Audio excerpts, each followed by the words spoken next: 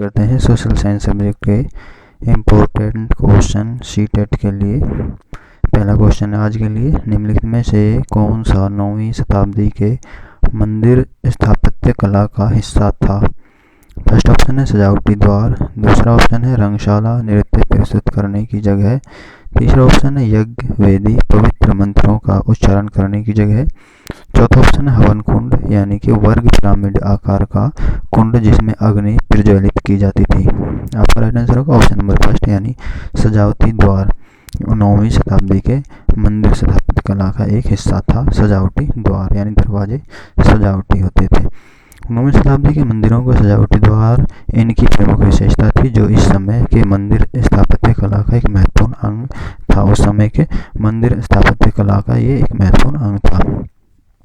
दूसरा क्वेश्चन है, ब्रिटिश सरकार द्वारा सन 1857 में निम्नलिखित में से कौन से 3 विश्वविद्यालय स्थापित किए गए। पहला ऑप्शन है कलकत्ता बम्बई तथा पंजाब, दूसरा ऑप्शन है कलकत्ता बम्बई तथा दिल्ली, तीसरा ऑप्शन है कलकत्ता मद्रास तथा बम्बई, चौथा ऑप्शन है कलकत्ता मद्रास तथा बनारस। आपका राइट आंसर है थर्ड ऑप्शन कलकत्ता मद्रास तथा बम्बई। 1857 में विश्वविद्यालय स्थापित किए गए थे ब्रिटिश सरकार के द्वारा। लॉर्ड कैनिंग 1856 से 1862 भारत का अंतिम गवर्नर जनरल तथा प्रथम वायसराय था। लॉर्ड कैनिंग जो था 1856 से 1862 तक रहा था और ये भारत का अंतिम गवर्नर जनरल तथा प्रथम वायसराय था। सन 1857 में उसने कलकत्ता मद्रास तथा बम्बई विश्वविद्यालय की स्थापना की थी। 12वीं शताब्दी, तीसरा क्वेश्चन है, 12वीं शताब्दी में कीरा मुखियाओं ने किस क्षेत्र पर शासन किया। वह वर्तमान में खलितान में स्थित है। जो स्थान था जहाँ पर 12वीं शताब्दी में कीरा के जो मुखियाओं थे उन्होंने शासन किया था, तो वो अब किस नाम से जाने जाते हैं। तो पहला ऑप्शन है उत्तराखंड उत्तर प्रदेश, दूसरा ऑप्शन है छत्तीसगढ़ मध्य प्रदेश, तीसरा ऑप्शन है पंजाब हरियाणा, चौथा ऑप्शन है झारखंड बिहार। तो आपका राइट आंसर है छत्तीसगढ़ और मध्य प्रदेश जो था यहाँ पर कीरा मुखियाओं ने शासन किया था। 12वीं शताब्दी में कीरा मुखियाओं का प्रभुत्व वर्तमान छत्तीसगढ़ तथा मध्य प्रदेश राज्य में था।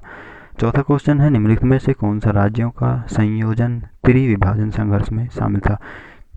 राज्यों का संयोजन यानी कि राज्यों का एक ग्रुप, जो 3 राज्य थे उनका एक ग्रुप या फिर उनका एक संयोजन जो था वो संघर्ष में शामिल था। वो कौन से राज्य थे। पहला ऑप्शन है राष्ट्रकूट पाल और गुर्जर प्रतिहार, दूसरा ऑप्शन है पाल चोल और गुर्जर प्रतिहार, तीसरा ऑप्शन है चोल राष्ट्रकूट पाल, चौथा ऑप्शन है पाल पल्लव और राष्ट्रकूट। आपका राइट आंसर होगा यहाँ पर फर्स्ट ऑप्शन यानी कि राष्ट्रकूट पाल और गुर्जर प्रतिहार।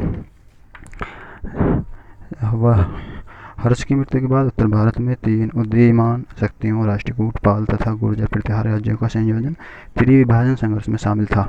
सैन्य शक्ति और आर्थिक क्षमता में तीनों लगभग समान थे। ये तीनों ही क्या थे, इनकी तीनों की सैन्य ताकत भी समान थी और आर्थिक रूप से भी तीनों ही ये टक्कर गए थे, यानी कि समान थे, लगभग समान थे।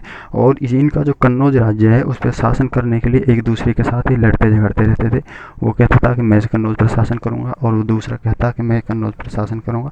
इस तरह से ये कन्नौज पर शासन के लिए आपस में लड़ते झगड़ते रहते थे। 5वां क्वेश्चन है, निम्नलिखित में से ब्रिटिश संसद द्वारा महाभियोग चलाया गया था। पहला ऑप्शन है टीबी मैकॉले, दूसरा ऑप्शन है चार्ल्स क्लाइव, तीसरा ऑप्शन है कॉर्नवालिस, चौथा ऑप्शन है वॉरेन हेस्टिंग्स। तो आपका राइट आंसर है यहाँ पर ऑप्शन नंबर 4 यानी कि वॉरेन हेस्टिंग्स द्वारा ये चलाया गया था। महाअभियोग चलाया गया था ब्रिटिश सरकार के द्वारा वॉरेन हेस्टिंग्स पर। पिट्स इंडिया एक्ट सन 1784 के विरोध में इस्तीफा देने के कारण वॉरेन हेस्टिंग्स पर बर्क द्वारा महाअभियोग लगाया गया था, परंतु बाद में सन 1795 में इसे आरोपों से मुक्त कर दिया गया था। 6वां क्वेश्चन है, निम्नलिखित में से गिरोहों का कौन सा संयोजन गैसीय गिरह कहलाता है। तो यहाँ पर भी संयोजन शब्द का प्रयोग क्या है, यानी कि गिरोहों का एक ग्रुप। पहला ऑप्शन है बृहस्पति शनि यूरेनस और नेपच्यून। ये इनको बाहरी गिरह भी कहते हैं क्योंकि ये जो बाहर की तरफ आते हैं लास्ट 4th गिरह कह सकते हैं इनसे, इसलिए इनको बाहरी गिरह भी कहते हैं और ये गैसीय गिरह भी कहलाते हैं। दूसरा ऑप्शन है बृहस्पति मंगल पृथ्वी और नेपच्यून, तीसरा ऑप्शन है शुक्र बृहस्पति मंगल शनि, चौथा ऑप्शन है मंगल शुक्र शनि और यूरेनस। आपका राइट आंसर है फर्स्ट ऑप्शन यानी बृहस्पति शनि यूरेनस और नेपच्यून ये गिरह हैं, इनका जो संयोजन है उनको गैसीय गिरह कहते हैं। बृहस्पति शनि यूरेनस और नेपच्यून ग्रहों का संयोजन गैसीय गिरह कहलाता है। इन्हें बाह्य गिरह भी कहा जाता है। सातवां क्वेश्चन है कॉमन एरा क्या है। फर्स्ट ऑप्शन है आदेश जारी करने के लिए सरकार द्वारा स्वीकृत भारतीय एरा। दूसरा ऑप्शन है हिंदू एरा और इस्लामिक एरा के सम्मिश्रण से विकसित एक नया एरा। तीसरा ऑप्शन है ऐतिहासिक घटनाओं का अध्ययन करने का नया एरा। चौथा ऑप्शन है क्रिश्चियन एरा जो अब दुनिया के अधिकांश हिस्सों में स्वीकृत है। आपका राइट आंसर है ऑप्शन नंबर 4 यानी क्रिश्चियन एरा जो अब दुनिया के अधिकांश हिस्सों में स्वीकृत है। कॉमन एरा, एरा क्या है, ये एक शताब्दी, जिस तरीके से एडी लगाया जाता है शताब्दी के लिए, इसी तरह से ये एरा है। इसको CE के बोला जाता है और इसको प्रयोग किया जाता है दुनिया में सबसे अधिक। ये क्रिश्चियन एरा को ही कॉमन एरा कहा जाता है। वर्तमान में यह दुनिया के अधिकांश हिस्सों में स्वीकृत है। आठवां क्वेश्चन है ऐतिहासिक स्थल वह है जहां अतीत के स्मृति शेष अवशेष मिलते हैं। दूसरा ऑप्शन है उत्खनन के क्रियाकलाप होते हैं।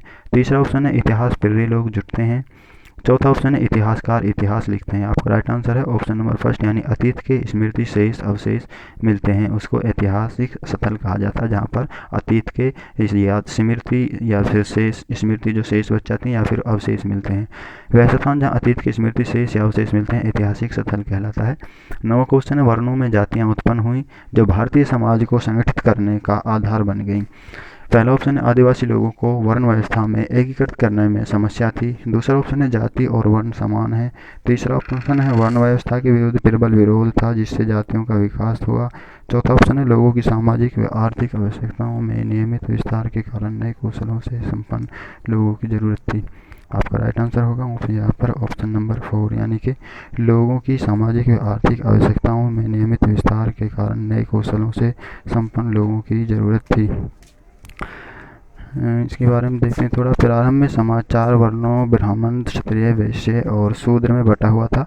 लगभग 7वीं शताब्दी में लोगों की सामाजिक व आर्थिक आवश्यकताओं में नियमित विस्तार के कारण वर्णों में जातियां उत्पन्न होने लगी जो भारतीय समाज को संगठित करने का आधार बन गई थी। अगला क्वेश्चन है आपका लास्ट 10वां क्वेश्चन आज के लिए। निम्नलिखित में से किस आदिवासी समाज को खेल में विभाजित किया गया।